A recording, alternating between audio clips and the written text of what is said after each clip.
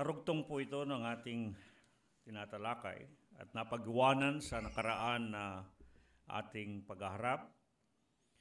Ang Jeremias 31:33 at Hebreo 8:10. Ang isa po na lamang dito ang babasahin ko at ang sabi, ito ang pakikipagtipang aking gagawin sa sambahayan ng Israel, sinabi ng Panginoon. At ako'y magiging Diyos nila at sila'y magiging bayan ko. Dagdag gawa ng Panginoon ang kanyang pagpapala sa atin sa pagbabasa ng kanyang banal na salita. Pagindapatin mo nawa, Panginoon, na iyong liliman ng dakong ito sa sandaling ito, lalo tigit sa pagpasok namin sa isang banal na kalagayan na siyang aming pakikinig ng iyong mga salita. Marinig nawa namin na ikaw ang siyang mangungusap sa amin. Marinig ka namin na magsasalita sa amin ng mga bagay na kailangan namin upang lalo kaming makinabang ng iyong mga biyaya at pagpapala. Loobin mo nawa, Panginoon, na ikaw ang siyang madama naming naririto, maranasan namin, makatagpo namin sa dakong ito, sa sandaling ito. Ito po ang aming dalangin sa pamamagitan ni Kristo Jesus, kalakip ng aming kahilingan ng iyong pagbabasbas, ng pakikinig ng iyong mga salita. Amen. Amen.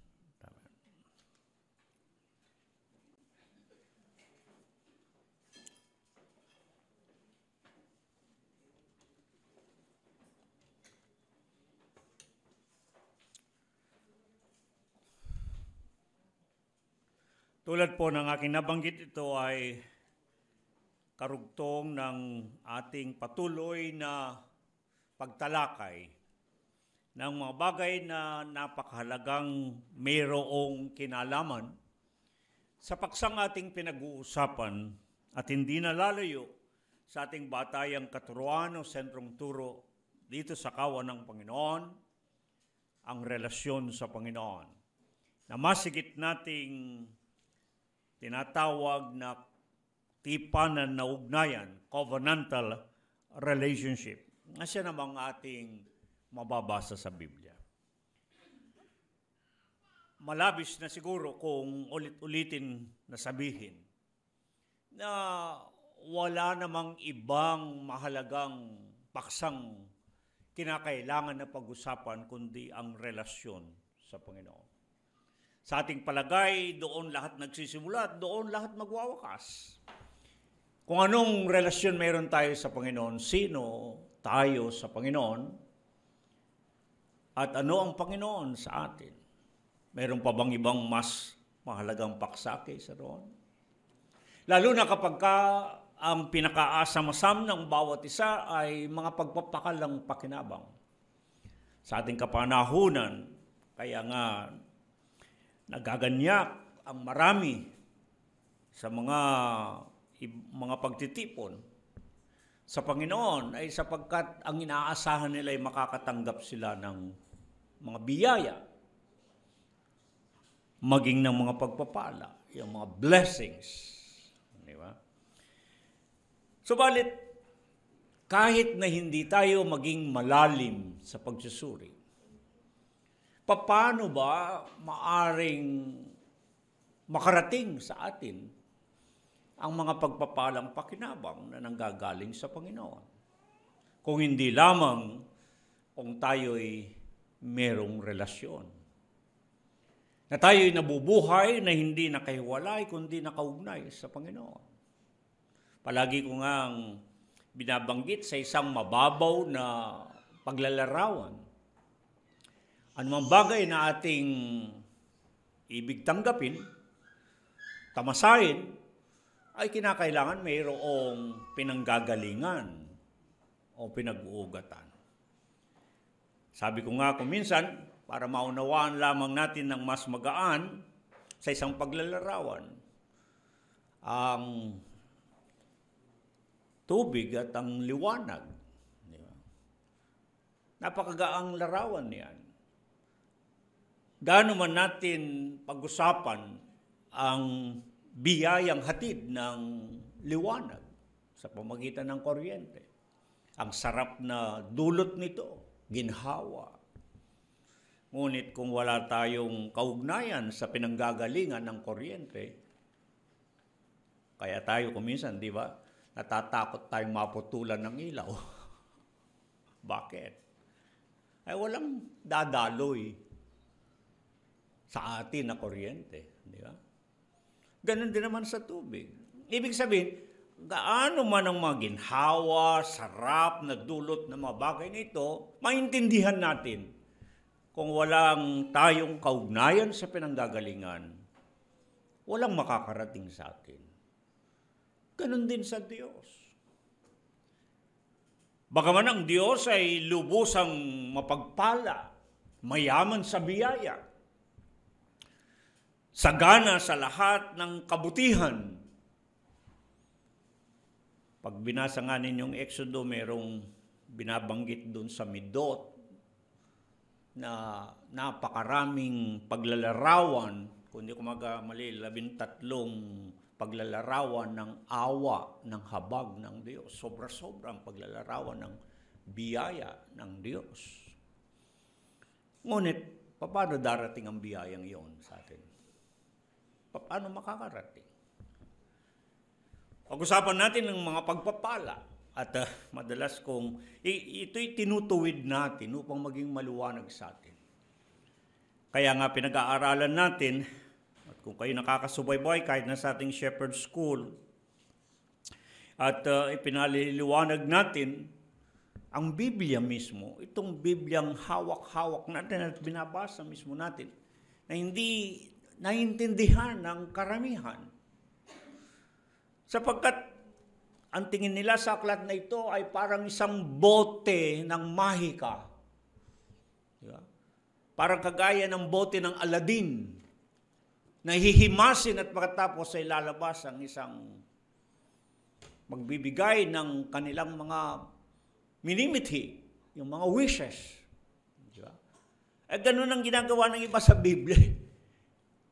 Para kailangan pagbukas at naghahanap-hanap diyan at pagkatapos may nakitang magandang talata, lalo na pagpapala ang sinasabi. O kaya naman, may mga nangangarap, hahanapin nila sa Biblia ang talata na magsasabi ng magandang bagay at aangkinin ito na iyon ang ibibigay sa kanya. Gaano katotoo na mangyayari yon? Kailangan natin, kaya pinaliliwanag ko sa ating Shepherd School, kung nasusubaybayan nyo sa ating Zoom meeting, at baga maging sa ating mga pangangaral at pagtuturo, mahalagang liwanagin nating mabuti kung ano ang Biblia. Kung ano ang Biblia bilang tanak o aklat, bilang isang aklat ng tipan, bilang a covenant book or book of the covenant. Ito kung gamitin ng English salta, obvious, ika nga. Halatang halata naman, aklat siya ng tipan kahit na hindi mo susuriin. Bakit may binabanggit na lumang tipan at bagong tipan? Unang tipan at ikalang tipan. Sa mga doon pa lamang maunawaan mo na ang Biblia ay kasulatan ng pagtitipanan. Isang aklat ng tipan. Sa mga ang mga nakapaloob dito sa kasulatan ng pagtitipan, ang Biblia bilang aklat ng tipan, ay mga kapangakuan batay sa tipan. Kapangakuan batay sa tipan. Kaya may mababasa kayo dyan na sa Ingles ang baka mas maunawaan natin. Sinabi nga ni Apostol Pablo, mga tipan at pangako, covenants and promises, mga pangako ng Diyos na kanyang ipinakipagtipan, mga pangako ng Diyos na kanyang sinumpaan, na kanyang gagawin. Yan ang nilalaman ng tipan. Ngayon natin lalong natutuklasan kung bakit ang Biblia ay aklat ng tipan. Maaring ang iba'y hindi gaanong pinapansin. Naglalaman pa nga ito ng mga malalaking pakikipagtipan ng Diyos. Ang tipan kay Adam. Bagamat hindi nyo kaagad na nakikita yan, ngunit may mga ilang talata sa mga propeta na sinabing may pakikipagtipan ng Diyos kay Adam, yung Adamic Covenant ang sinasabi ng Diyos. Lalong hindi natin may sasantabi ang tipan kay Noe, yung Noahic Covenant, na pakikipagtipan ng Diyos upang wag na niyang muling gugunawin ang sanglibutan sa pamagitan ng baha. At naglagay pang Diyos ng palatandaan sa kalawakan upang palaging magpapaalala ng tipan ng Diyos na nagbibigay ng pag-asa sa buong sangkatauhan. Isipin ninyo kung wala yung tipan na yon ng Diyos kay Noe, kung paano noong sinaunang panahon ay naging kasuklam-suklam sa paningin ng Diyos ang tao nang dahil sa laganap ang kasamaan ng tao ay ginunaw ng Diyos ang buong sanglibutan. Isipin niyo kung gagawin ng Diyos yan. Kung ngayon nakakaranas lang tayo ng ilang mga baha, panakang baha sa iba't ibang bahagi, paano kung mauulit at uulitin ang pagbabaha, pagpuksa sa sangkatauhan ng dahil sa kasamaan ng tao? Ngunit ang pumipigil sa Diyos na pakawala ng kanyang mapusok na galit ay mayroon siyang tipan. May sinumpaan siya na hindi na niya muling gagawin. Lalo nang tayo ay nagkaroon ng pag-asa. Tayong mga hindi taga-Israel, tayong hindi katutubo ng mga Hudyo. Sapagkat kung titignan ninyo talaga ang Biblia, ang isinasaysay ang pag-uugnay sa pagitan ng Diyos at ng kanyang bayan na ang tinutukoy ang Israel. Nagkataon na hindi tayo taga-Israel, hindi tayo mga katutubong Hudyo. Anong natitira sa ating pag-asa kung tutuusin? Ang Diyos na mababasa ninyo sa Biblia ay Diyos ni Abraham. Inuulit-ulit ko dahil ngayon lang natin lalong maintindihan ito. Ang Diyos ni Abraham, ni Isaac, ni Jacob, ni Moses, ng Israel. Yun ang Diyos na mababasa nyo sa Biblia. Kaya ang Biblia, kung titignan nyo, kasaysayan siya. Una, kasaysayan siya ng bayan ng Diyos. Itong mga taong pinili niya na lahi, bandang huli, kanyang hinirang bayan. At madalas natawagin ang bayan ng Panginoon o ang kawan ng Panginoon.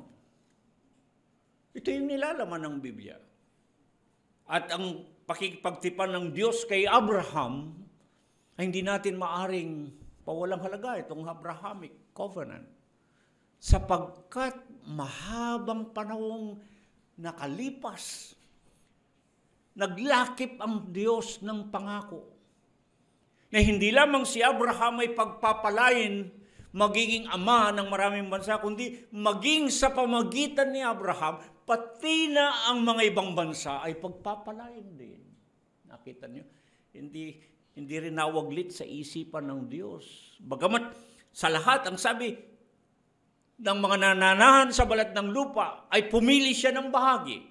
Sa lahat ng tao, pumili ng isang lahi. Hindi pa rin nakalimutan ng Diyos ang mga ibang mga lahi. At inabot tayo ng gayong pangako ng Diyos sa pamagitan ni Kristo Jesus na ipinapaliwanag ni Apostol Pablo sa kanyang mga sulat. Sa lahat ng mga sulat ni Apostol Pablo, yun lang ang kanyang binibigyan ng pagpapaliwanag kung papaanong bagamat ang mga taga-Israel, ang mga katutubong mga Hudyo, ay may kalamangan sapagkat sa kanila ang mga tipan, silang kinatipan ng Diyos mula sa kanilang mga ninunong, Abraham, Isaac, Jacob, Moses, David, at maging sa ating Panginoong Jesucristo. Sa kanilang mga pangako at mga tipan, lamang na lamang sila. Ngunit pinapaliwanag ni Apostol Pablo sa pamagitan ni Kristo Jesus, ang tagamagitan ng bagong tipan ngayon, sapagkat niluma ang una sa pamagitan ni Moses. Ang sumasampalataya kay Kristo Jesus ay lahi na rin ni Abraham. At hindi lamang lahi ni Abraham, tagapagmana din ng mga pangako. Doon tayo nagkakaroon ng pagkakataon upang ang Biblia, ang Diyos na mababasa niyo sa Biblia, Diyos ni Abraham, Isaac, Jacob, at ni Moses, at ng Israel, ay ang ginamit na salita nga ni Apostol Pablo diyan ay iniyugpong tayo. Okay. Iniyugpong lang tayo. Salamat na rin na tiniyugpong tayo ng Panginoon. Kaya ang sabi sa Efeso 2, ngayon kayo sa pamagitan ni Kristo Jesus ay kababayan na rin ng sambahayan ng Diyos. Para na rin tayong naging taga-Israel, para na rin tayong naging mga Hudyo, bagamat tayo mga Hentil, nang dahil sa pananampalataya kay Kristo Jesus. Kaya hindi natin mailayo ang usapan tungkol sa tipan.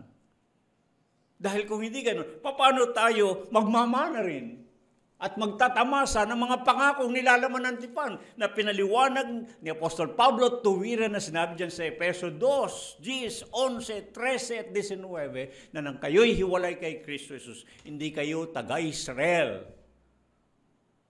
Taga-ibang bayan kayo ng mga tipan. Wala kayong pag-asa, wala kayong asa na hindi sa inyo yun eh. Parang ganun sinasabi ni Apostol Pablo. Kaya napakahalagang pag-usapan ng mga tipan.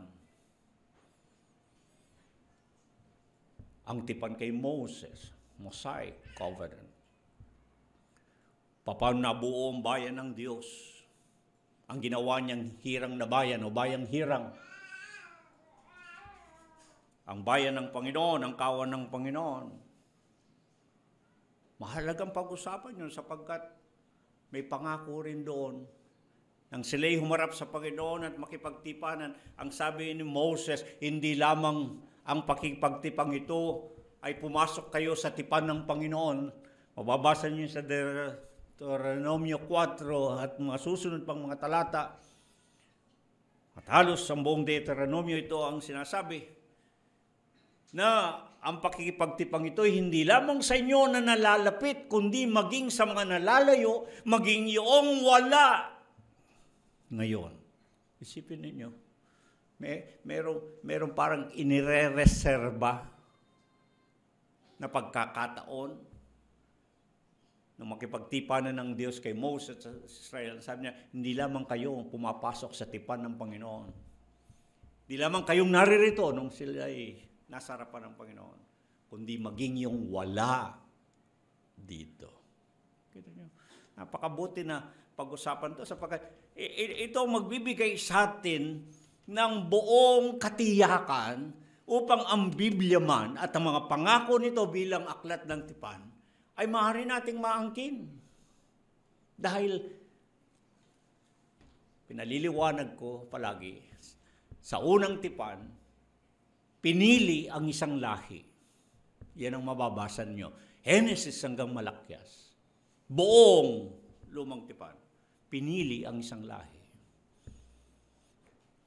Datapwat ang ikalawang tipan nang niluma ang una at sinasabi ng Ebreyo na mas mabuting tipan may mas mabuting pangako.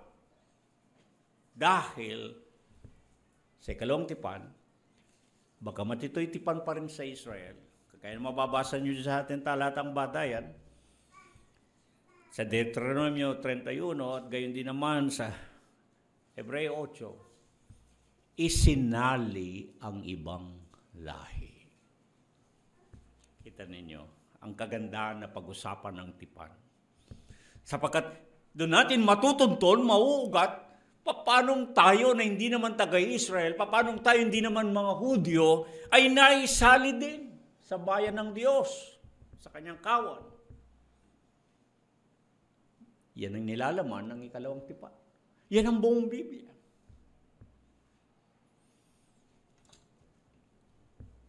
Pangako kay David, tipan kay David. Mahalaga ang Davidic Covenant. Bakit mahalaga ang Davidic Covenant? Ang pagkipagtipan ng Diyos kay David. Kung wala ang pakikipagtipan ng Diyos kay David, walang Kristo, walang Mesyas. Wala tayong kikilala ng Kristo Jesus. Sapagkat ang pinangako mula sa lipi ni David, pinangako ang Mesyas, ang Mashiach, ang Kristos.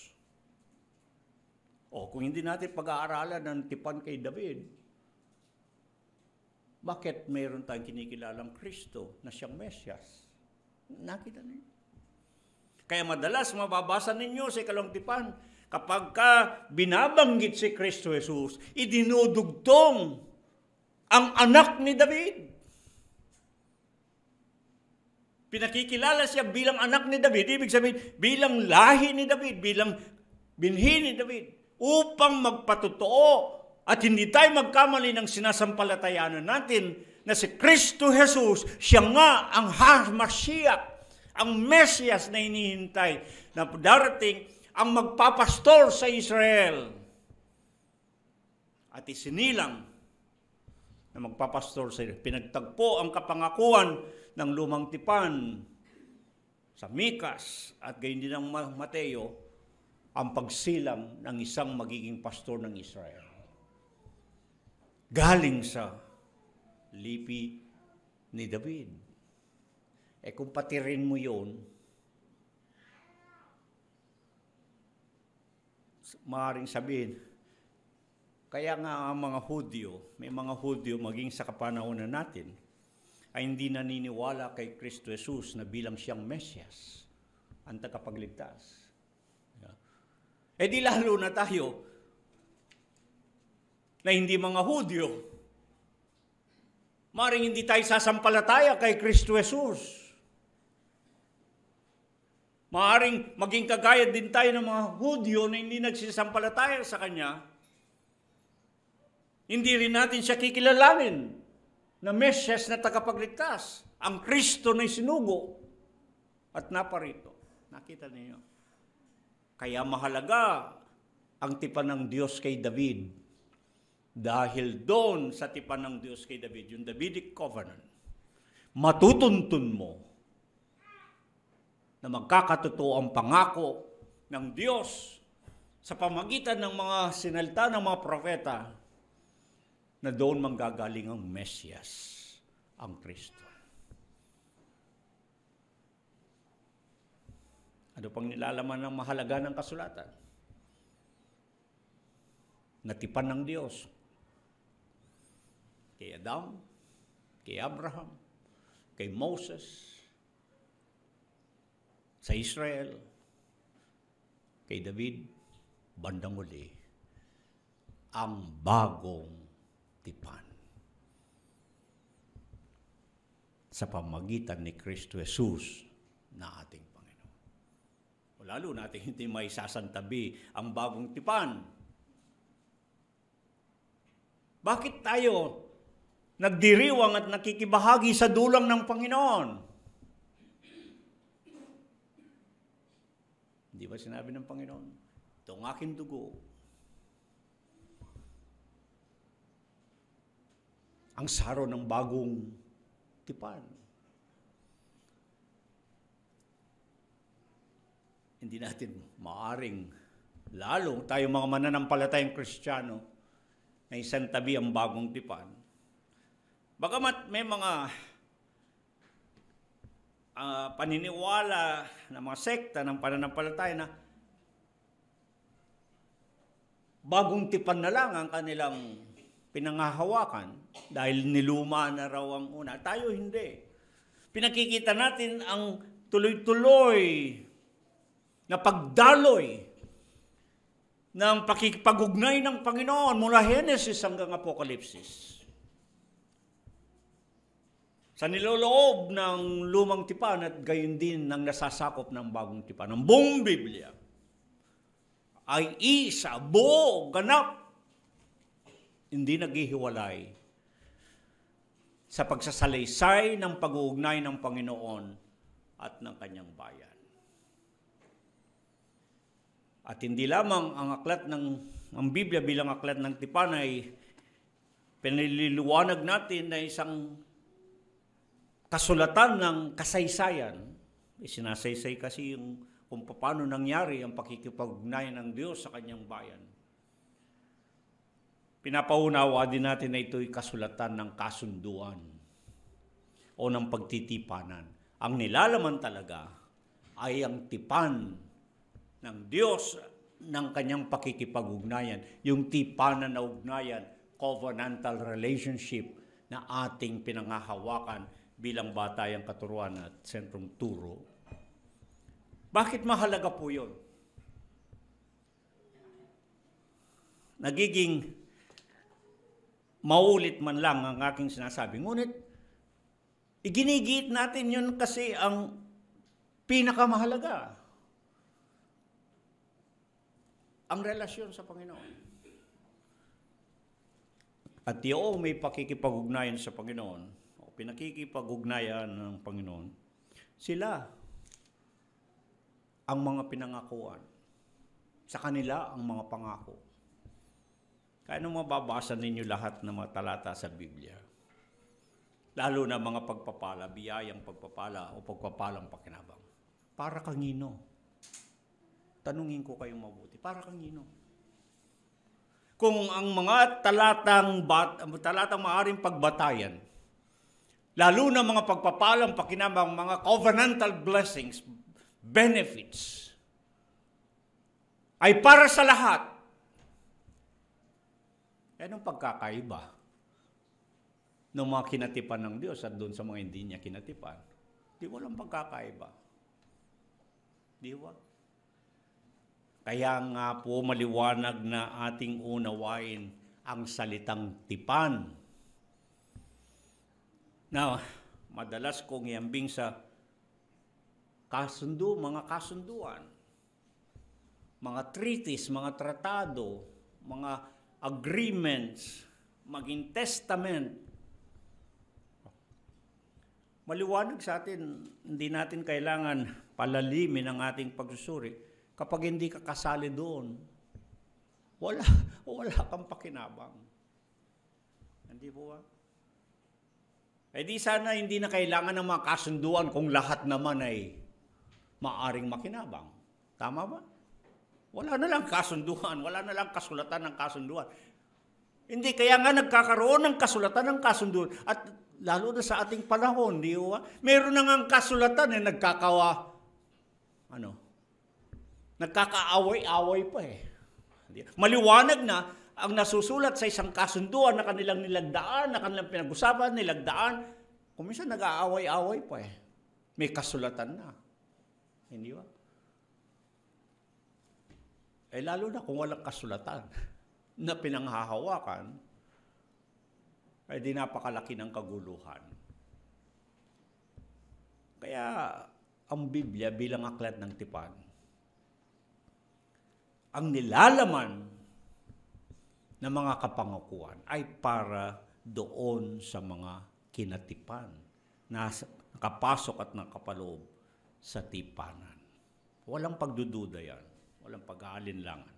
Hindi pagtatalunan ng bagay na yan. At nililiwanag natin, tingnan ninyo, nung nakaraang pagharap natin, ano ba yung pinag-usapan dun sa pag-uugnayan? ano ba yung pinag-usapan sa pag-uugnayan? Ano yung nagiging batayan nitong tipanan na ugnayan o covenantal relationship? At ito yung nabasa natin sa ating talatang batayan na sinabi, ito ang pakikipagtipang aking gagawin sa sambayan ni Israel. Sinabi ng Panginoon, ako'y magiging Diyos nila at sila'y magiging bayan ko. Tulad ng sabi ko, kumbaga sa himno o awit, kanta, ito yung refrain, ito yung koro, ito yung inuulit-ulit na binabanggit. Ako ang magiging Diyos ninyo at kayo ang magiging bayan ko. Nabanggit ko nga sa inyo, nakahagilap ako ng 50 talata diyan. Ngayon titignan natin yon sapagkat noong nakaraang paghaharap natin, tinalakay lang natin at yun nagkasya sa ating oras, yung unang bahagi. Yung sinabi ng Panginoon, ako ang magiging Diyos ninyo. Ito yung tinatawag nilang covenant formula. Parang ito yung talagang magiging batayan mo ng pagtitipanan ng Diyos at ng kanyang bayan. Ako ang magiging Diyos ninyo at kayo ang magiging bayan ko. Kaya ito pinaulit-ulit. Kahit na 50 talata sa Biblia, mula Genesis yan hanggang Apocalypse, titignan natin mamaya yan. Para patunayan lamang. This is the recurring theme. Ito yung paulit-ulit na binabanggit, mababasa na paksa sa Biblia. Ang pagiging Diyos ng Panginoon at pagiging bayan ng mga kanya. Ito yung covenantal relationship at dito rin nakabatay ang covenantal benefits. Kaya napakalagang ito'y pag-usapan. Kaya kung itatanong natin, paano matatamo ang mga pagpapalang pakinabang na nilalaman ng tipan? At hindi maaring basta ang kinin na lamang ang mga ito. Kung halimbawa, o ang batayan ng tipanan na ugnayan o yung covenantal relationship, itong covenant formula, itong batayan na ako ang magiging Diyos ninyo at kayo magiging bayan ko. Paano natin tatanggapin ang mga pangako sa nilolob ng tipan na ipinangako ng Diyos, na sinumpaan pa ng Diyos na kanyang gagawin, kahit nang isa'y hindi maging tapat ang Diyos sa kanyang mga sinumpaan, kung ano ang kanyang sinabi ay kanyang gagawin, paano kung hindi siya ang iyong Diyos? Paano kung hindi kanya bayan? Isipin po ninyo mabuting yan.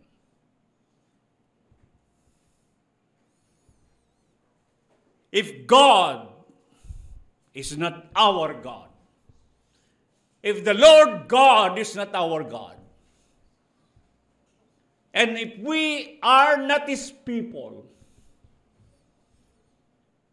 what then? What are we here for? Di ba? Unawain nga po ninyong mabuti. Kung ang Diyos na mababasa ninyo sa Biblia, na Diyos ni Abraham, Isaac, ni Jacob, ni Moses, ni mga magulang, ni David, ng Panginoong Jesucristo, ay hindi natin Diyos. At hindi tayo kanyang bayan. Anong ginagawa natin? Bakit natin pinanghahawakan at pinaniniwalaan ng Biblia? Hindi naman natin Diyos yung Diyos ng nasa Biblia. Hindi naman pala tayo, bayan niya. Nakita niyo kung bakit mahalaga itong ating pinag-uusapan. Bakit natin pinaniniwalaan ang mga sinasabi niya? Hindi naman pala sa atin ang kasulatan ng pagtitipanan na yan kung hindi tayo nakasali. Anong karapatan natin basta huhugot ng talata diyan at sasabihin, itong sinabi ng Diyos sa akin. Hindi mo nga siya Diyos. Paano aangkinin yung kanyang mga sinabi? Huwag po kayong malito. Napakaliwanag kasi ng pinag-uusapan dito na batayan ng ugnayan. Ang sabi ng Diyos, ako ang magiging Diyos. Kaya ang tanong, siya ba ang Diyos natin? At kayo ang magiging bayan ko. Kaya ang tanong, tayo ba'y kanyang bayan?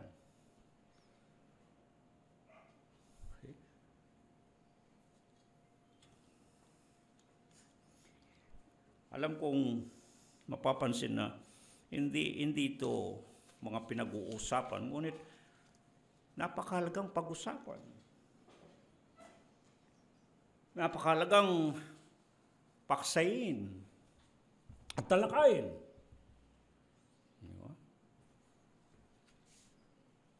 Noong nakaraan nating pagharap, tinalakay ko na yung unang bahagi. Nakikilalanin ng Panginoon na siyang Diyos. Hindi ko na kaano tatalakayin yun. Panoorin na lang ninyo yung nakaraan nating talakayin, yung usapan sa ugnayan, at pagkatapos mayroong dagdag na paliwanag, at ngayon ito ang karagdagan pa. Dahil yung una lang ang tinalakay natin ang pagiging Diyos ng Panginoon. Ang pagiging Diyos ng Panginoon. Makatotohanan bang may Diyos tayo? May dinidiyos nga ba tayo sa buhay natin? Ano bang pagkakilala natin sa Diyos? Sino o anong Diyos natin kinikilala? Napakalaga po niya. Dahil baka tayo nakikidiyos lang na hindi naman natin naunawaan kung mayroon nga tayong Diyos o wala tayong Diyos. Pinaliwanag ko na yan sa nakaraan nating pagharap. Ngunit napakahalaga po niyan. Dahil ugnayan ang pinag-uusapan natin. Relasyon sa Panginoon. At ang relasyon sa Panginoon ay mabubuo sa pagkilala na siya ang Panginoon, ang Diyos. Yun ang nakatala sa tipan. Parang kagaya po ng, bigyan ko kayo ng halimbawa para masundan niyo yung pinag-uusapan natin. Pag nakakita kayo ng kasunduan, halimbawa, kontrata, agreement, hindi ba nilalagay sino yung mga nag-uusap? Sino yung naghaharap? Sino yung magkakasundo? Halimbawa, sasabihin, that so and so, the seller, kung bilihan ng lupa ang pinag-usapan, is the first party. Hindi ba nakalagay? Tutukuyin sino yung magsasalitang yon. That so and so, the buyer is the second party. Kailangan liwanagin sino yung nag-uusap upang magkasundo. Yan ang sinasabi dito sa tipan. Dito sa pagtitipan ng inyong mababasa sa Biblia, kahit na mauna kayo sa Genesis hanggang Apocalypse, babasahin ko lahat ng matalata mamaya. Makita ninyo, halos 50. Pinaliliwanag kung sino ang Diyos na nakikipagtipan at sino yung kanyang kinakatipan. Na palagi nga binabanggit sa ganitong paraan, para paulit-ulit, ako ang magiging inyong Diyos. Yun ang pagpapakilala niya. Ng Diyos na nakikipagtipan. At yung kanyang kinakatipanan, sabi, kayo ang magiging aking bayan. Sinong nag-usap? Sinong nagharap? Sinong nagkasundo sa tipanan? Ang Diyos at ang kanyang bayan. Kailangan po maliwanag yun. At ang kasunod nun, kung ano man yung mga pangako, at babasahin ko sa inyo maraming pangako. Ang totoo po, hindi tayo matatapos dito. Kung kailan natin ito inihimay, sasabihin ko sa inyo, magsawa man kayo at paulit-ulit ako. Ngunit lalong lumalawig, lalong gumaganda, lalong lumiliwanag ang mga pangako ng Diyos sa kanyang tipan. Yun lang naman ang gusto natin eh. Di ba? Meron ba kayong ibang gusto sa buhay ninyo kung hindi ang pagpapala ng Diyos? Kaya nga pag pinag-uusapan ng mga blessings, yun lang naman ang inahangad ng tao eh. Kaya nga pagka may sasabihin ng isang tao, ang palaging tinutugon o natanong ng isa, may mapapakinabangan ba riyan? Di ba? Yun ang palaging makasariling tanong. May mapapalabad yan? Di ba ganun ang tanong kagad? At kung pag-usapan natin ang Diyos, maaaring din yan tinatanong. May pagpapala ba diyan? May mapapala ba ako sa Diyos?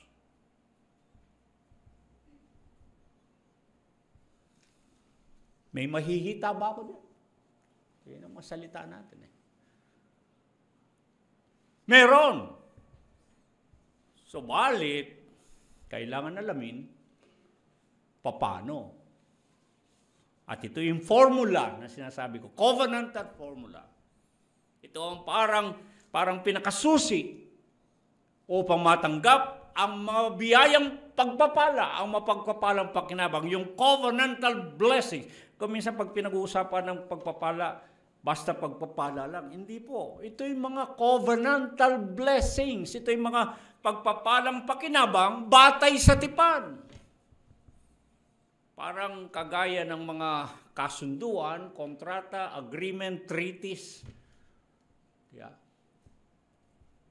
Halimbawa, makita niyo ang isang pangulo ng bansa. Makikipaglagdaan siya ng kasunduan, hindi ba? Pag pumupunta ng ibang bansa, tinatag na state visit. O yun din, pangulo ng isang bansa pupunta sa Pilipinas. Anong pinagagawa nila? Palagi na mapapanood sa TV. May lagdaan. Naglalagdaan sila ng pinagtipanan o pinagkasunduan. Na ano ang mapapala, alimbawa ng Pilipinas sa pamigitan ng Pangulo, lalagda siya ng isang tipan, kasunduan sa isang bansa, alimbawa Amerika. Pag naglagdaan sila, bakit papasok sa kasunduan? Kasi may inaasahan ng Pilipinas na tatanggapin. At mga tulong, mga negosyo, produkto na papasok sa Pilipinas. Di ba ganun ang ginagawa nila? Pero nagkakaroon ng kasunduan, lagdaan, at kailangan masunod yung mga pinagkasunduan para mangyari, magkatotoo yung mga pinagkasunduan. Same with the Bible. Ganun din sa Biblia. Matatamo ang mga pangako na nilalaman ng tipan kung masusunod yung mga hinihingi ng tipan. At palagi ko nga pinapaunawa sa inyo, kaiban ng Biblia bilang aklat ng tipan o kasulatan ng kasunduan o pagtitipanan. Hindi siya pagkakasundo ng dalawang nag-uusap na magkapantay, kundi mas mataas ang isa. At yung mas mataas na yun, ang nakipagkasundo o gumawa ng pagtitipan. Ano ang pagkakaiba ba? Malaki po. Pag ang mga nag-uusap at magkasundo ay magkapantay, nagpapalitan ng kanilang mga hinihingi, yung tinatawag ng terms of conditions. Hindi pa kagaya ng nagbibilihan. Sasabihin ng nagbebenta, ito nga lupa, ganitong suka nito, gusto ko, ang presyo, ganito. Yun ang kanilang kondisyon. Sasabihin naman ng bumibili, ito ang kaya ko, itong halaga na gusto kong bilhin. At matagal na proseso para magkaintindihan sila, di ba? At pagkaroon ng tinatawag ng meeting of the minds, nagkakaroon ng kontrata. Pero sa kontrata, kahit nasa batas natin, merong mga tinatawag nilang laws on contracts and obligations. May mga batas na sumasakop sa mga kontrata at mga obligasyon o tungkulin, gampanin na dapat mangyari. Kung hindi, ang isa ay pwedeng magsampa ng kasong breach of contract. Hindi ba? Pawawalang visa, nullification of contract. Sasabihin niya, hindi tumupad eh. Sabi niya, yung binibili kong lupa, may nakatira doon, usapan namin, paalisin muna niya bago kami magkabilian. Nagbayad na ako, hindi pa umaalis yung nakatira roon. Sumira sa tipan. Breach of contract. Pwede sabihin, wala nang visa, usapan natin. Dahil magkapantay ang nag-uusap. Pero sa Biblia, hindi. Ang Panginoong Diyos ang nakipagtipan. Hindi ang tao nakipagtipan sa Diyos. Yun ang klase ng suzerain vassal ang tawag doon. Sa matandang salitang Ingles. Isang makapangyarihan na nagkataon yung makapangyarihan yon, kagaya ng isang hari, na siya'y mahabagin, maawain, mabuting kalooban, nakita niya ang kanyang alila, mabait naman, kahit papano, sige, hindi ka pahirapan ng trabaho. Sige, malaya ka, gawin ito, gawin to. Subalit, palaging ganon. May subalit. Subalit. Dahil siya makapangyarihan, may kakayahan siya at kapangyarihan na magsabi kung anong gusto niya. At sa pagkakataong ito, sa Biblia, ang Panginoong Diyos ang nagsasabi kung ano ang gusto niya at hindi niya gusto. At yung kanyang kinakatipan, walang gagawin kundi sumunod. Pag sumunod, pagpapalain siya. Pag hindi sumunod, susumpain siya. Mamili. Yan ang Biblia. Ganyan ang nilalaman ng Biblia. Kaya nakapagtataka kapag biglang may nagbasanta lang ang ganda nito, sinasabi ng Panginoon sa akin, teka, dalawang bagay yan dapat mo isalang-ala. Una, ikaw ba'y kinakausap dyan? Kasama ka ba sa kinausap dyan? Ikalawa, ay yung pasubali. Nakita mo? Nakita mo yung gantimpala. Hindi mo nakita yung hinihingi para makuha yung gantimpala. Ang kapatid, ganyan ang Biblia.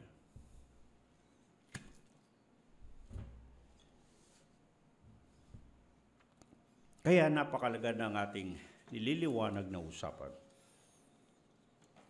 Ang bata yan, ako ang magiging Diyos. Ang Diyos ba ang naging Diyos ninyo?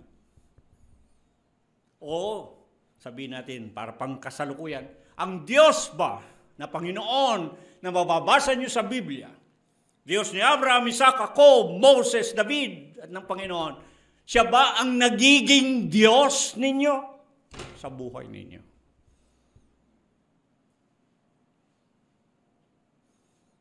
Maging makatotohanan po tayo, kundi nagbobolahan na lang tayo.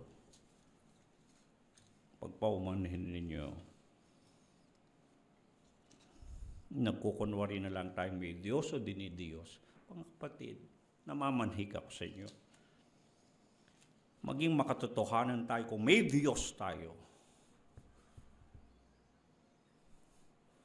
mahalagang makilala natin o kilalanin natin anong pagka-Diyos niya sa atin. Tinalakay ko yun sa nakaraan, kaya hindi ko na masyado munang tatalakayin yun. Panoorin na lamang ninyo yung ating mga nakarang video sa usapan na ugnayan, dalawa na yan, kaysa sa puro TikTok ang pinanonood niyo. At kung ano-anong mga walang kwentang palabas. At nakakalungkot, mas marami kayong nilalike at sinishare kaysa sa mga pangaral sa salita ng Diyos. Napakadali sanang mag-like, mag-share na lang. Nagamit pa kayo ng Panginoon sa pamamahagi ng kanyang salita. Ang ikalawang bahagi nito ay kayo ang magiging bayan ko, ang sabi. Pagpaumanin po ninyo, kung tutusin di man dapat humingi ng paumanin. Sa atin po kasi ang mga pangaral natin, kakaiba dahil hindi ako yung kagaya ng mga mangaral na kailangan tatapik-tapik balikat. Na parang kagaya ng mga basahin ninyo ang mga propeta ng Diyos sa Lumang Tipan. Dalawang klase ang propeta sa Lumang Tipan. Yung totoong propeta na nagsasabi, "Thus says the Lord." Yun ang totoong propeta. Yung nagsasabi, sinabi ng Panginoon. Yan. Thus said the Lord.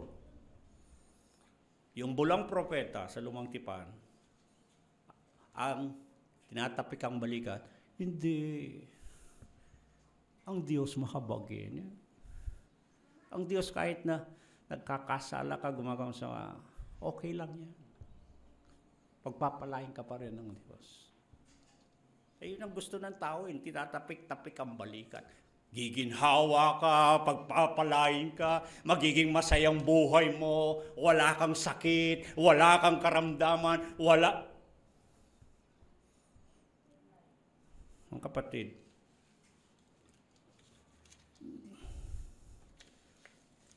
kailangan pag-usapan yung kondisyon. May kondisyon. Ang kondisyon ng pagpapala, bakit pagpapalain ng sa tao, paano pagpapalain siya ng Diyos? Bakit magiging mapagbiyaya ang Diyos? Paano magiging mapagbiyaya ang Diyos? Anong inihingi niya sa kanyang pagiging mapagbiyaya? May mga kondisyon eh. Hindi natin pwedeng isintabi, kundi binobola ko kayo. Nasasabihin ko, pagpapalain kayo ng Panginoon, mga kapatid. Humayo kayo, masagana ang inyong buhay. Pagkatapos, hindi naman ganun sila sabi ng Biblia, basta eh. Hindi ba? Para lang masaya kayo, umuwi kayo nakangiti. Umuwi kayo mas magaan ng pakiramdam, masaya. Pumunta kayo dun sa mga nambobola. At magtatapik sa balikat ninyo, magpapagaan ng pakiramdam. Ako sinasabi ko kung ano ang sinasabi ng kasulatan. Kagaya ang sabi, ang bayan ang kikilalanin ng Panginoon na kanya. Una, may pinili ang Panginoon na kanya. Sa lahat ng mga tao na nangabubuhay sa balat ng lupa, alam naman ninyong kasaysayan kung paano dumami ang tao. Nilipol kay Noe, mula kay Adam, Eva, dumami, nilipol ng Diyos, binaha, pinuksa lahat, muling dumami, pagkatapos ng baha, nagsanga-sanga, 3 sanga ang lahi ng mga tao, lumaganap sa buong mundo. Pero sa kabila ng lahat ng mga yun, may nakitang Panginoon. Nasabi niya, baka akala nyo kaya pinili ko kayo, marami kayo. Kaya baka pinili ko kayo dahil malaking bansa kayo. Hindi, kayo nga ang pinakamaliit eh. Para kayong mga, ang sabi sa ibang propeta, para kayong mga ligaw na olibo lang sa ilang eh, ang Israel. Para hindi sila magmalaki. Pinili yun ng Diyos. Sa kabila ng lahat. Yun yung kanyang naging amsegula sa Hebreo. Chosen people. Holy people. Ang ibig sabihin ng holy nation, yung saltang holy doon, ang ibig sabihin ay hiniwalay. Set apart. Kaya tinawag silang bansang banal. Dahil anong ibig sabihin na sila'y banal? Wala silang kasalanan? Wala silang kasamaan? Hindi. Ang ibig sabihin ng saltang banal ay hiniwalay. Hiniwalay sila ng Panginoon sa ibang bansa, sa ibang mga tao. Yun ang ibig sabihin ng saltang banal. Parang katunog ng saltang halal. Sa mga kapatid na mga Muslim. Yun yung walang ibang halo. Yun ang ibig sabihin ng saltang banal sa Biblia. Sila ang kanyang amsegula. Kuminsan naman ay sila ang kanyang amnahala. Ibig sabihin, sila yung pinakamana ng Panginoon. Silang pinakakayamanan ng Panginoon na kinuha higit sa lahat ng mga tao.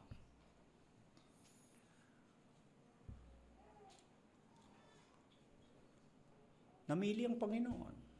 Nagtangi siya ng kanya. Pinili niyang bahagi ang Israel. Wala po tayong magagawa doon. Kasi kuminsan merong mga nanunumbat. Sinasabi, bakit namili ang Diyos? Kala ko ba hindi nagtatangi ang Diyos ng tao? Oh yeah, yan na naman tayo eh. Siyang Diyos. Kaya sinasabi ko, dapat mong unawain kung anong nilalaman ng Biblia. Isang makapangyarihang Panginoon na siyang Diyos, ang siyang nagdidikta ng kondisyon na nilalaman ng Biblia. Kaya hindi dapat magkakasalungatan. Pag nabasa ninyo na, kala ko ba ang Diyos hindi nagtatangi ng tao, bakit itinangi niya pinili ang Israel? Wala ako magagawa doon. Ang nagdesisyon ng makapangyarihan. Sino ako? May nabasa ka din sabi, huwag kayong papatay. Tapos may mabasa, patayin ninyo sila lahat. Wala kayong ititira. Bakit ganun? Bakit ang Diyos? Wala tayong magagawa doon. Ginusto ng kagustuhan ng Diyos yun. Wala tayong magagawa doon. Parang yan ang sagot ng Diyos kay Job. Nung mga nagtatanong si Job, napakarami niyang tinatanong sa Diyos, bakit? Sagot ng Diyos, Job, nasaan ka? Nang nilikha ko ang langit at ang lupa. Yeah. Parang sinasabi kay Job, wala kang alam, huwag kang makialam. Yeah. Kaya nga siya'y Diyos. Ulitin ko, kaya nga siya'y Diyos. Makapangyarihan siya. Sinong sisita sa Kanya? Ang sabi nga ng mga ibang mga talata sa Biblia, sinong sisita sa Kanya? Bakit mo ito gagawin o hindi mo gagawin? Siyang Diyos. Pag kayo'y masita ninyo yung Diyos, kayo na ang Diyos. Palitan na ninyo siya. Mas marunong tayo sa Kanya, mas maalam tayo sa Kanya. Hindi tayo na ang Diyos. Nakita po ninyo. Yung mga seeming controversies and difficulties, yung parang mga salungat at hindi maunawa ng mga talata sa Biblia, lilinaw, may tatabi, kapag ka nakita niyo sa tamang pag-unawa ang Biblia na isa siyang tipan, ang Diyos ang nakipagtipan, sa Kanya ang kagustuhan, ang kalooban na ibig niyang mangyari. Kaya ang Israel, nang makipagtipan ang Diyos sa kanila, sabi ni Moses, kayo ay pumapasok ngayon sa tipang ipinakikipagtipan ng Panginoon. Ito ang kanyang sinabi, ito. Ang sagot ng bayan, Amen! Kung anong sinabi ng Panginoon, siyang susundin namin. Hindi nila sinabi, teka, liwanagin natin, Moses, bakit ganito? Parang hindi natin kaya ito. Moses, parang hindi patas ito. Bakit ganitong gusto ng Diyos? Walang ganun. Ang sagot nila, Amen. Kung anong gusto ng Diyos, siyang aming gagawin.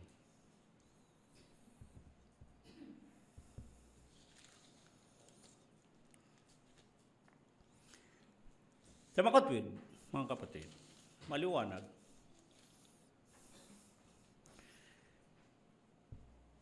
Kaya minsan mukhang mas maganda, hindi po ako ang talagang haharap sa inyo sa araw na ito. Nagkataon si Pastor Roel, hindi raw pwede. Kaya kanina lang inihanda ko itong mensahe. Mas maganda ko minsan kasi ang Espiritu Santo, siya nang bahalang maggagabay sa atin.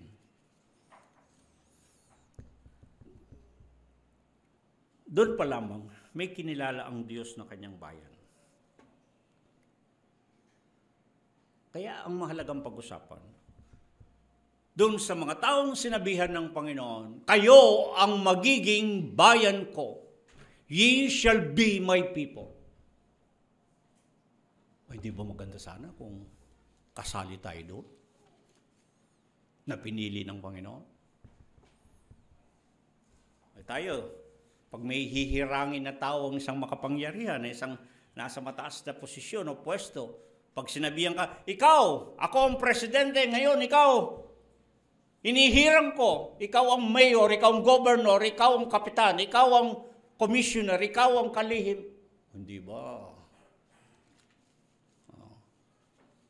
Tataas at tataas ang ating noo at masasarapan tayo sa paghirang na gagawin.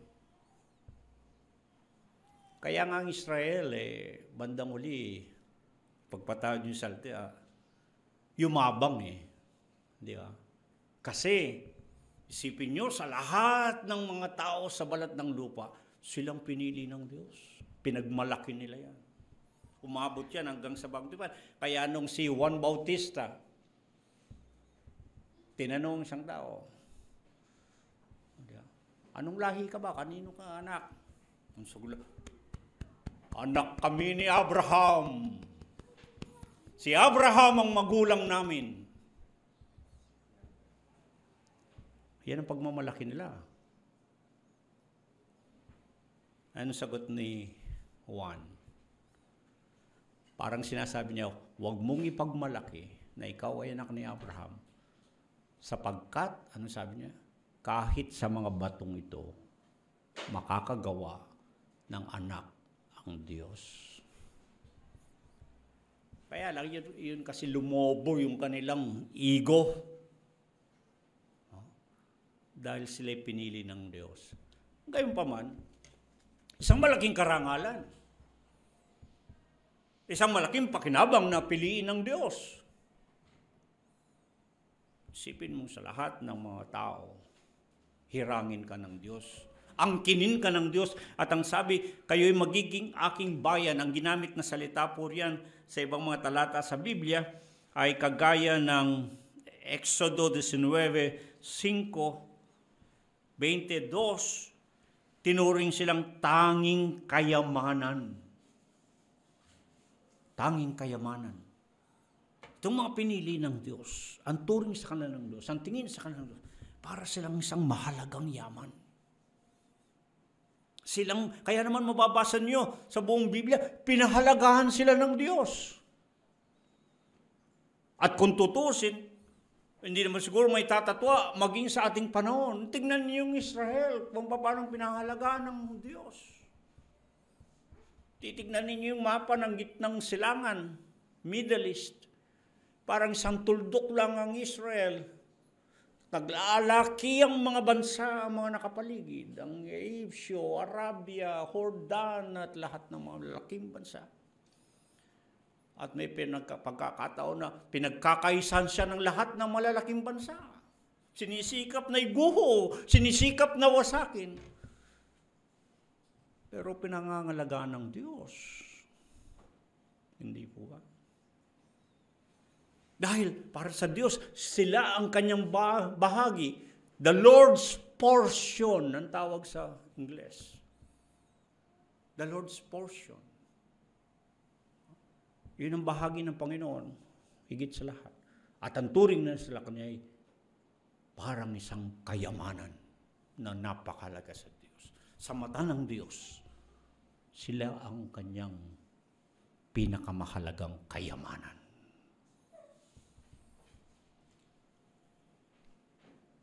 Sila ang kanyang bayang mana sa Deuteronomio 4:20. At kayo din naman sa Deuteronomio 7:6, at gayon naman, kung pupunta kayo sa Bagong Tipan, 1 Pedro 2:9, sila ang lahing hirang, sila ang sariling pag-aari ng Diyos. They are God's own people. Pag-aari sila ng Diyos. Ang Diyos ang nagmamayari sa kanila. Mga kapatid, doon pa lamang, kahit na hindi natin palawigin ang mapaksang yun, yun lamang maunawaan natin ang salitang pagmamayari, ownership, proprietorship. Magkakaintindihan tayo kung anong ibig sabihin. Kapag kayo may pagmamayari, nari-arian, halimbawa, binubuhos nyo lahat doon, minamahalaga ninyo yun. Ginagawa ninyong lahat para sa kabutihan nun, dahil inyo. Palagi ko nga inilalarawan sa isang magaang paglalarawan. Pag nagkataon na, halimbawa may sunog o anumang kapahamakan, parang katawa-tawa. Di ba? Yung TV na black and white, bulok na, yung dekahon pa. Hindi na umaandar, inilalabas pa, inililigtas. Di ba? Yung damit sa aparador na tinatanga na. O kinakain na ng mga tanga, ng ipis at kung ano-ano, pinagtahian na. Inililigtas pa naman. Bakit? Dahil ang mga bagay na yun ay iyo. Kaya ngayon sinabi ni Apostol Pedro, the Lord knows how to save them that are His. Nalalaman ng Panginoon kung paano iligtas ang mga Kanya. Hindi mo na natin kailangang pag-usapan paano ililigtas, saan ililigtas, bakit ililigtas. Kaya kung minsan may pagtatalo sa mga doktrina, pag-uusapan halimbawa ang mga bagay na hinaharap, hindi dadanas ng kapigatian, pre-tribulation, hindi dadanas kahit kalahati, mid-tribulation, hindi, tatapusin natin lahat ng kapigatian, post-tribulation. Ang dami. Papasok pa ang rapture, papano, kailan, saan, mangyayari. Alam po ninyo, simple lang. Huwag nang pakahirapan ng usapin. Don't make it complex and confusing. The Lord knows how to save them that are His. Ang Panginoon ang nakakaalam at nalalaman niya kung paano iligtas ang mga Kanya. Kung ikaw ay Kanya, huwag mo nang alalahanin paano. Di ba? Parang kagaya natin. Yung ari-ari natin, nililigtas natin. Pinag-uusapan pa ba? Nagkakasunog. Mapapahamak ng lahat ng bagay. Buhay at ari-arian. Pag-iisipan mo, paano ko ilalabas ang refrigerator? Paano ko ilalabas ang television? Paano kukunin ang mga damit? Yung labang nasa cabinet? Yung bang nakahanger? Yung bang labada? Wala na lahat. Basta kung anong meron doon na iyo, ay liligtas mo sapagkat iyo. Di po ba ganun? Kaya napakalaga na ating maunawaan na may kinikilalang Panginoon na kanyang sariling pag-aari. Could you imagine if you belong to God? Could you imagine if God owns you? Could you imagine if God is your proprietor, is your owner? Kaya ba ninyong liwanagin sa inyo, linangin sa inyo, makitid na pag-iisip, sandukang isipan, na kung tayo'y sa Diyos, wala tayong alalahanin. Bahala yung may-ari sa atin. Hindi po ba dapat gano'n?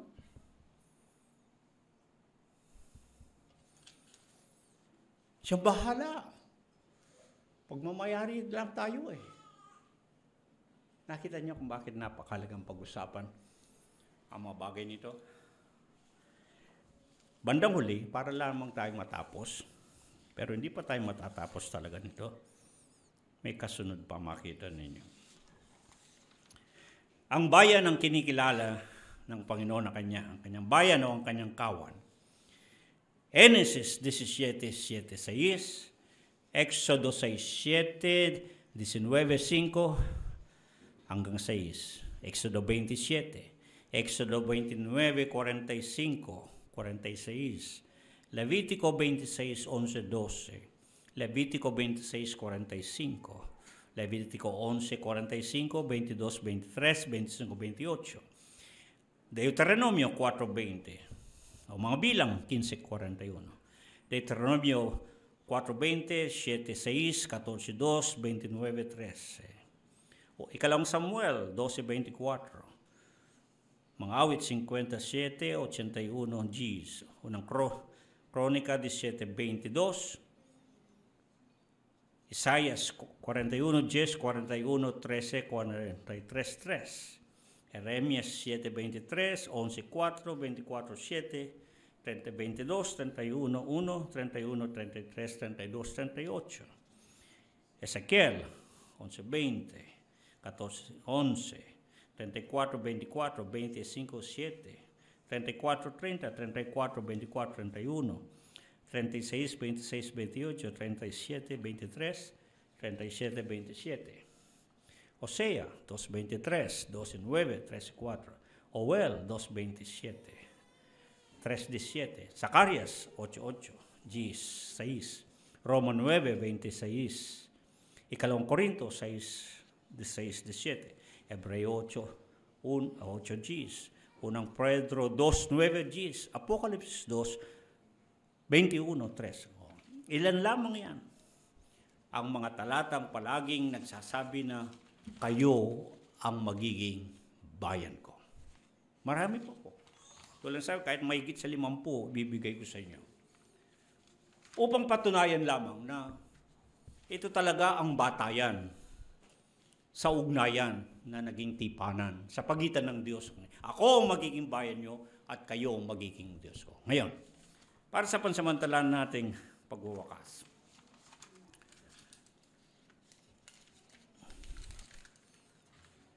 Ano ang pakinabang? Pagpapalang pakinabang. Ano yung covenant relationship and benefits?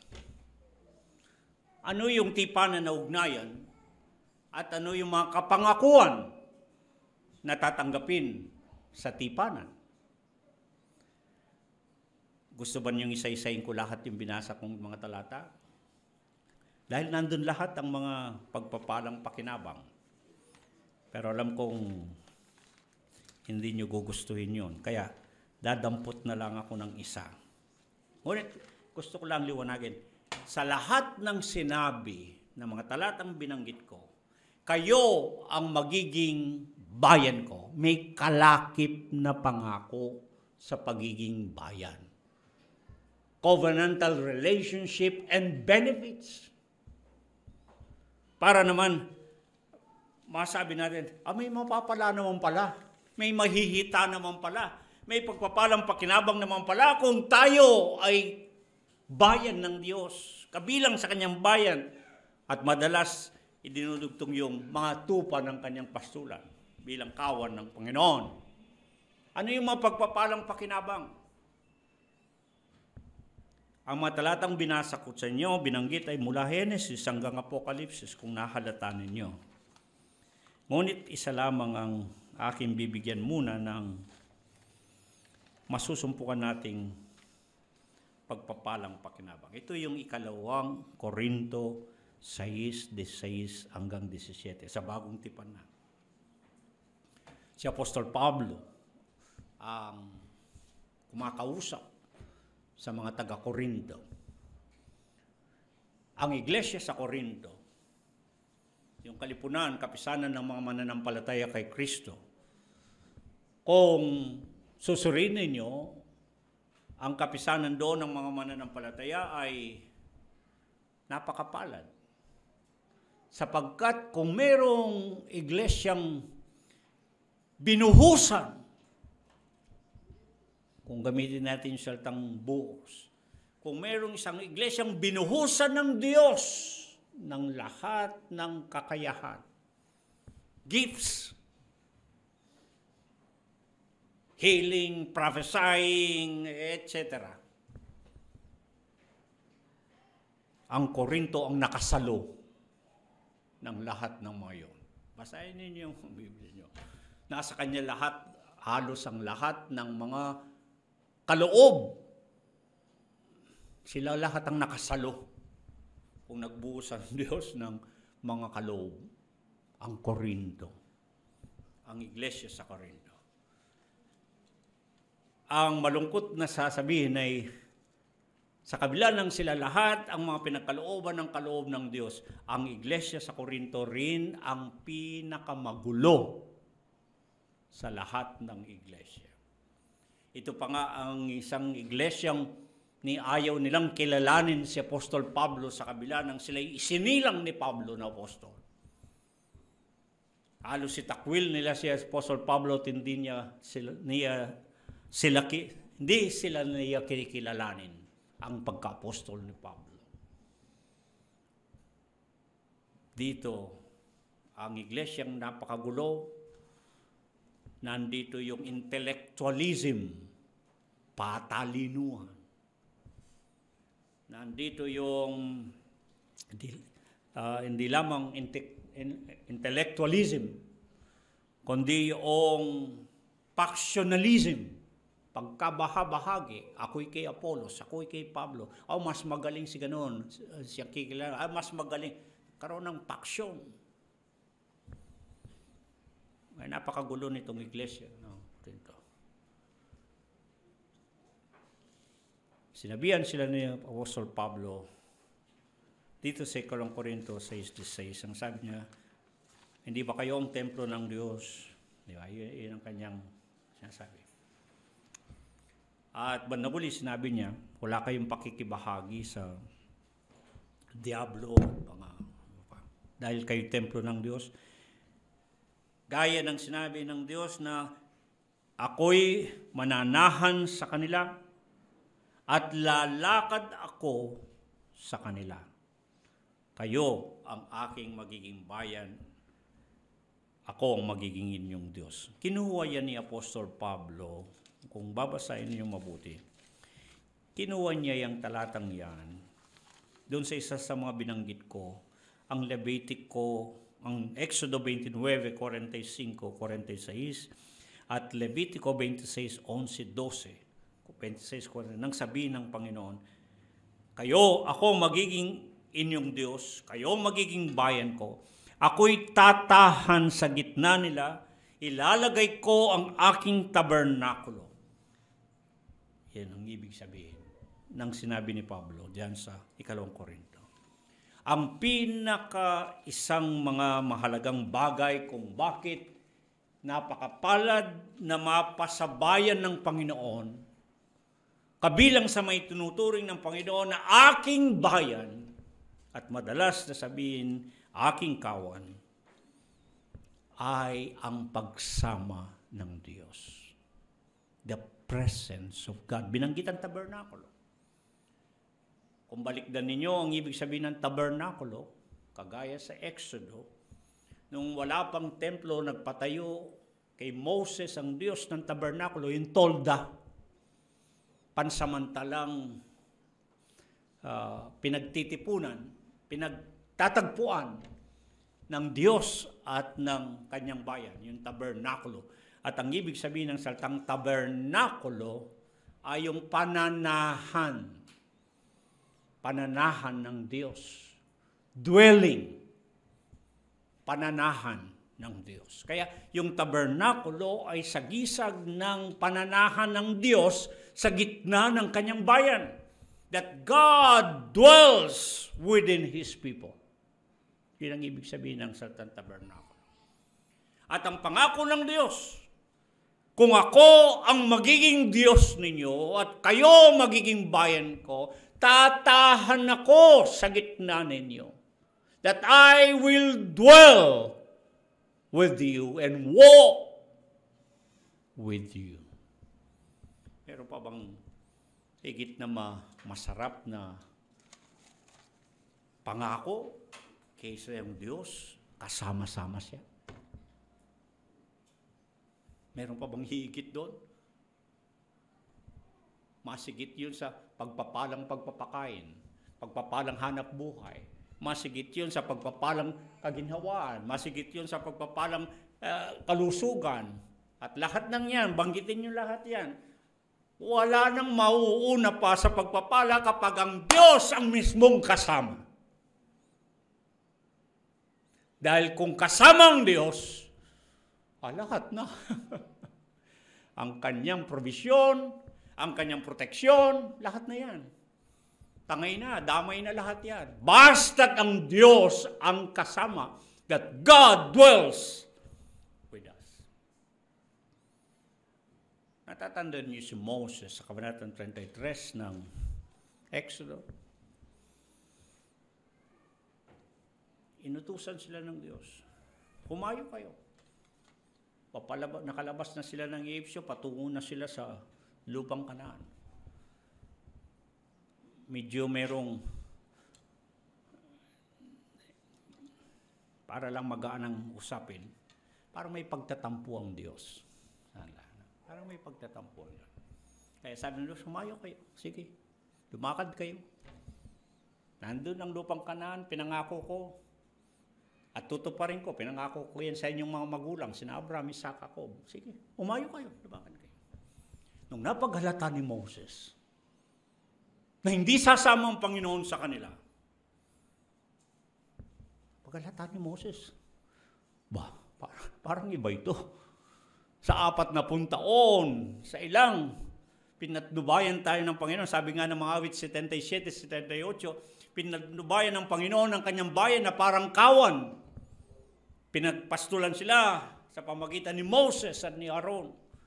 Bigay nakahalata si Moses. Hindi na sila sasamahan ng Panginoon. Sabi na, umayo kayo. Nang mahalata ni Moses yun. Nagtawag siya, tinawagan niya ang kanyang hambayang Israel. Sinabi niyang mangyayari na wala ang Panginoon sa gitna nila. Ang presensya ng Panginoon ay mawawala. Di na sila lalakad na kasama ang Panginoon. Pumasok sa tabernakulo, kung saan dapat nakikipagtagpo ang Diyos, bumababa ang kanyang presensya. At inutusan ng lahat ni Moses na sumamba sa Diyos. At sinasabi ng kasulatan, nang sila'y sumamba sa Diyos, yung mukha ng Diyos na ibinaling niya, baka maintindihan nyo, nang inisnab sila ng Diyos. Inisnab sila ng Diyos. Yung kanyang panim, yung kanyang mukha. Ay makita niyo yung pagbabasbas. The Lord bless you and keep you. The Lord make His face to shine upon you. Pagpapalain kayo ng Panginoon at ingatan kayo. Paliwanagin ng Panginoon ang kanyang mukha sa inyo. Sa pagkakataong ito, yung mukha ng Diyos, ibinaling niya papalayo sa Israel. Ibig sabihin yung presensya ng Diyos, wala. Kaya ang sabi ni Moses, Panginoon, kung hindi mo rin lang kami sasamahan, huwag na kaming tutuloy. Kung hindi mo rin lang kami sasamahan, huwag na kaming tutuloy. Nakita ni Moses ang halaga ng pagsama ng Diyos. Saksi ang nangyari sa ilang 40 taon. Na dahil kasama-sama nila ang Diyos, wala silang kinailangan. Tubig, pinalo ang bato, umagos ang tubig. Naghahanap silang makaing karne, kagaya sa Egyptio.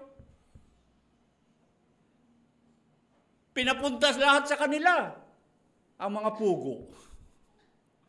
Wala silang kailangan. Ang sabi, hindi niluma ang kanilang mga damit at ang kanilang mga panyapak. Ang ibig sabihin, wala silang kailangan na hindi ibinigay ng Diyos. Dahil kasama-sama nilang Panginoon. So if there is one thing that we should wish and desire for in our entire life, is that God be with us. That God may dwell in us. That we may feel His presence amongst us. Yun ang pangarapin. Yun ang gustuhin natin sa buhay natin. Na makakasamang Diyos, kasama-sama. Dahil pag kasama mo Diyos, anong kailangan mo? Lalakad ka man sa libis at lilim ng kamatayan kung kasama mo naman ang Diyos. Anong ang alalahanin mo? Kung ang Panginoon ay nagpapastor sa iyo, kung paano niyang hindi pinababayaan ang kanyang mga tupa, bakit kanya gugutumin? Bakit kanya pagkukulangin? Ha? Walang ipagkakait sa iyo ang Diyos. Lahat ng kanyang kabutihan at lahat ng kanyang kahabagan, isusunod sa iyo. Napakaganda ng salitang isusunod sa wikang Hebreo.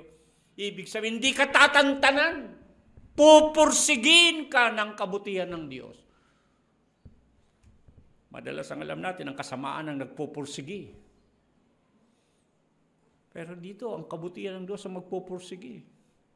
Parang kung gagamit tayo mas bagang salita, biro mo, ang Diyos mismo pagpipilitan niya ang kanyang kabutihan sa iyo.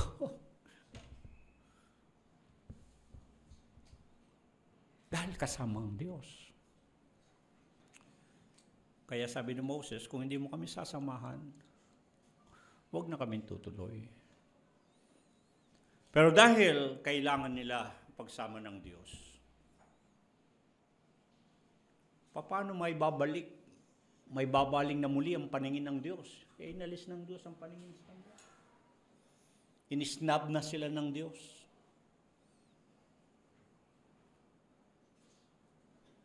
They were only able to get God's attraction.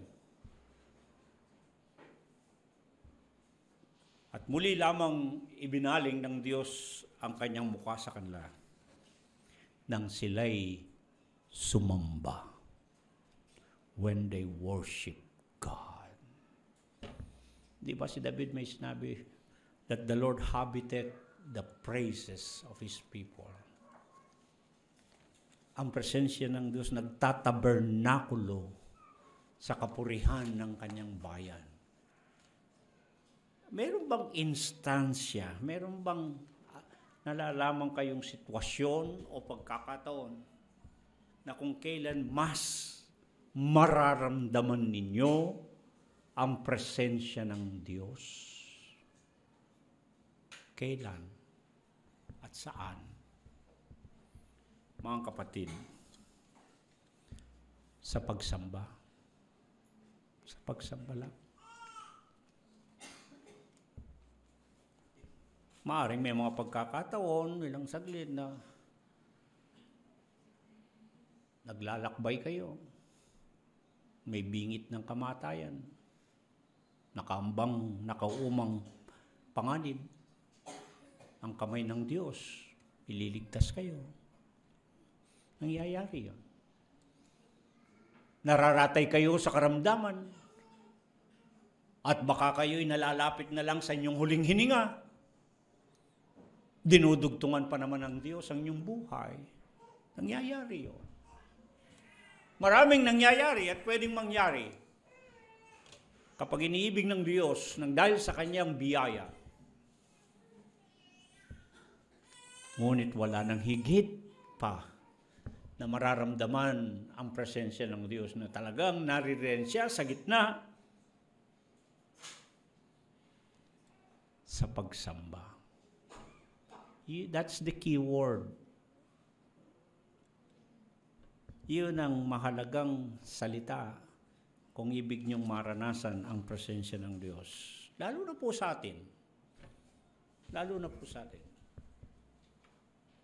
Wala tayong Moses. Wala tayong tabernakulo.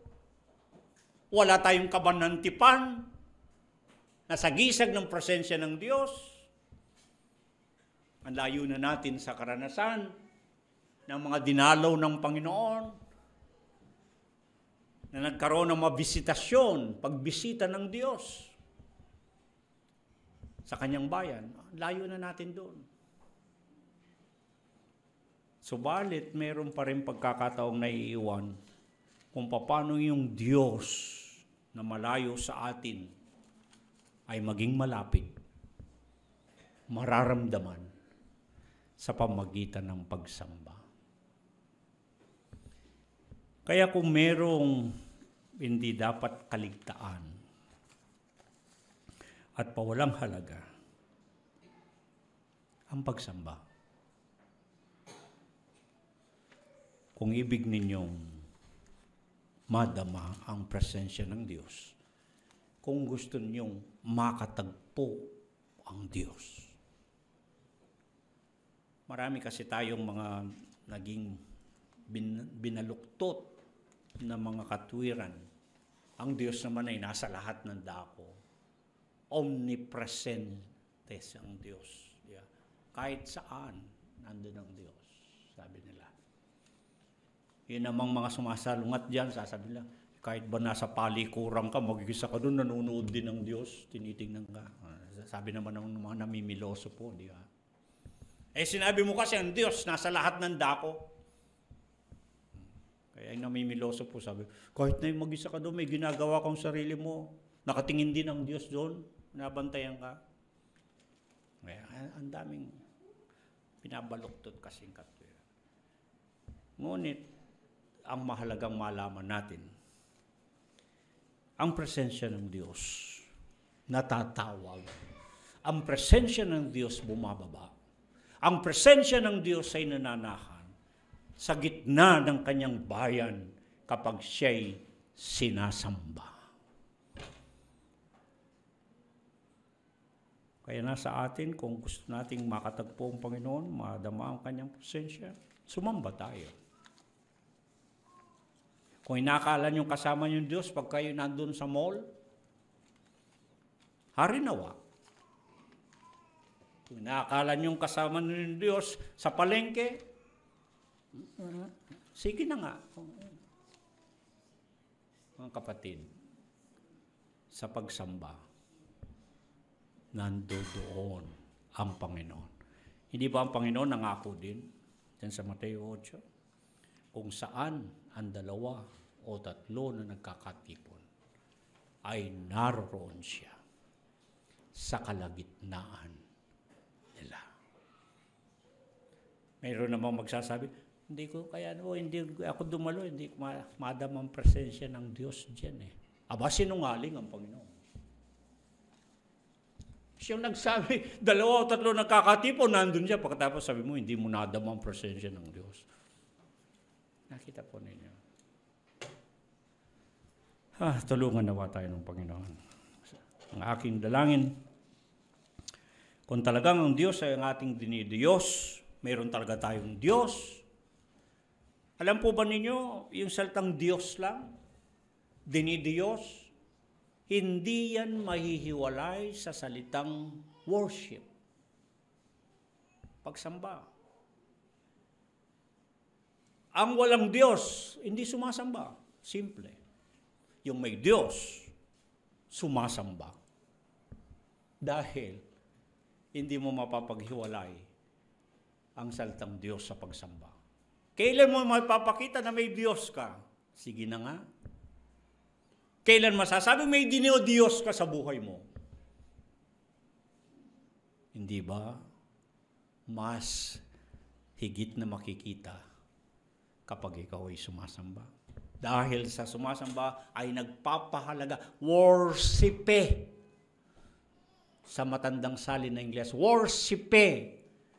Ang pinanggalingan ng salitang worship sa Ingles, na ibig sabihin, may binibigyan kang pagpapahalaga. May kinikilala ka na minamahalaga mo sa buhay. Mayroong kang tinitinghala na mas higit na makapangyarihan sa iyo. Mayroong kang kinikilala na mayroong may-ari sa iyo. Kaya ka sumasamba sa Diyos. Pag wala lahat yon sa isipan mo, yun yung walang Diyos. Ni sa pag-iisip nila, ang sabi ni David, walang Diyos. Tayo po yumuko at manalangin.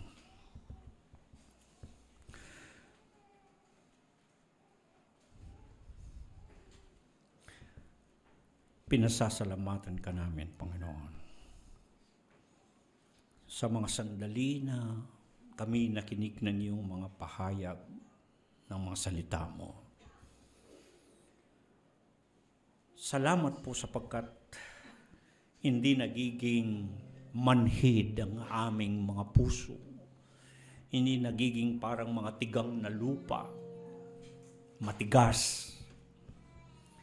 Salamat po, nararamdaman namin ang paghiwa ng matalim na salita mo. At kami nagpapasalamat sapagkat nagpapahayag ito na kami sa iyo at handang makinig sa iyo. Tulungan mo po kami. Marami kaming mga pagkukulang. Marami kaming pagwawalang bahala sa maraming mahalagang bagay. Upang makaangkop kami sa iyong tipan at maging karapat-dapat kami sa iyong mga pangako, lalo na mga pagpapalang pakinabang. Patawarin mo kami sapagkat maraming pagkakataon umaasa kami ng iyong biyaya. Umihiling kami sa aming mga dalangin na kami pagpalain mo. Naibigay mo ang aming mga kailangan, pagalingin kami sa aming mga karamdaman, pasaganain kami sa aming kabuhay. Ang dami naming hiling sa iyo. Nakakalimutan namin, nakakaligtan na nalalaman mo ang lahat ng bagay nito na kaming kailangan. Nagkukulang kami sa pagbibigay lugod sa iyo sapagkat kung kami kalulugdan mo, ni hindi man kami kailangang humingi. Sapagkat alam mo ang aming kailangan, ibibigay mo. Malugod ka nawa sa amin, Panginoon. Malugod ka nawa sa amin.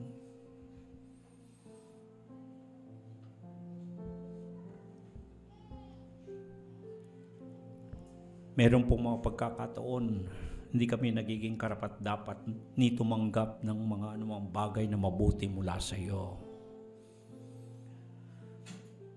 Sapagkat hindi namin naibibigay sa iyo ang karapat-dapat na paggalang, karapat-dapat na pagsasaalang-alang, karapat-dapat na pag-uuna, karapat-dapat na pagpapahalaga sa iyo, karapat-dapat na pagsamba. Wala kaming inahangad kundi ang mga sarili namin at mga pansarili namin. Panginoon, ayusin mo po ang aming mga buhay. Itugma mo po sa pagiging bayan mo. Itugma mo po na ang aming buhay ay ayon sa pagkilala namin sa iyo bilang ikaw ang nagiging Diyos namin at kami nagiging bayan mo. Ito po ang aming pagsusumamo na ipinamamagitan namin kay Kristo Jesus, naming Panginoon, at sa Kanyang pangalan. Amen.